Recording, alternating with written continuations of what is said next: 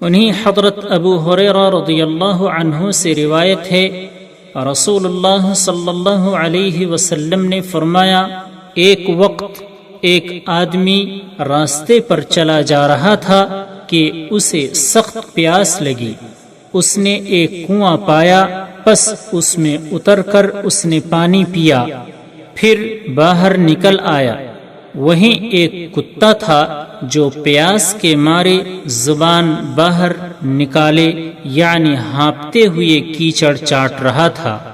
پس اس آدمی نے دل میں کہا، اس کتے کو بھی اسی طرح پیاس نے ستایا ہے جس طرح میں اس کی شدت سے بے حال ہو گیا تھا۔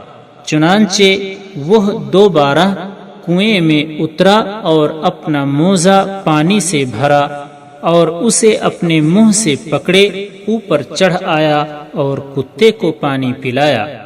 اللہ تعالی نے اس کے اس عمل اور جذبے کی قدر کی اور اسے معاف فرما دیا۔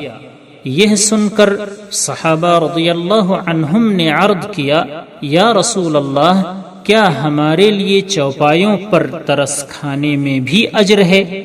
آپ نے فرمایا، ہاں، ہر تر جگر والے یعنی جاندار کی خدمت اور دیکھ بھال میں اجر ہے۔ بخاری و مسلم۔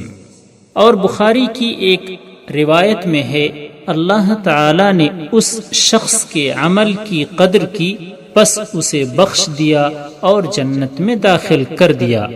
اور ان دونوں کی ایک روایت میں ہے، ایک وقت ایک کتا کنویں کے گرد چکر لگا رہا تھا، اسے پیاس مارے دے رہی تھی کہ اچانک اسے بنی اسرائیل کی فاحشہ عورتوں میں سے ایک بدکار عورت نے دیکھا۔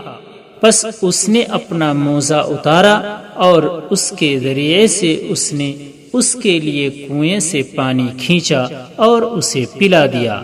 پس اس کے اس عمل کی وجہ سے اسے بخش دیا گیا۔ سبسکرائب کیجئے ہمارے چینل اور دبائیے بیل کا آئیکن تاکہ آپ کو ریگولر نوٹیفیکیشن اپڈیٹس مل سکے۔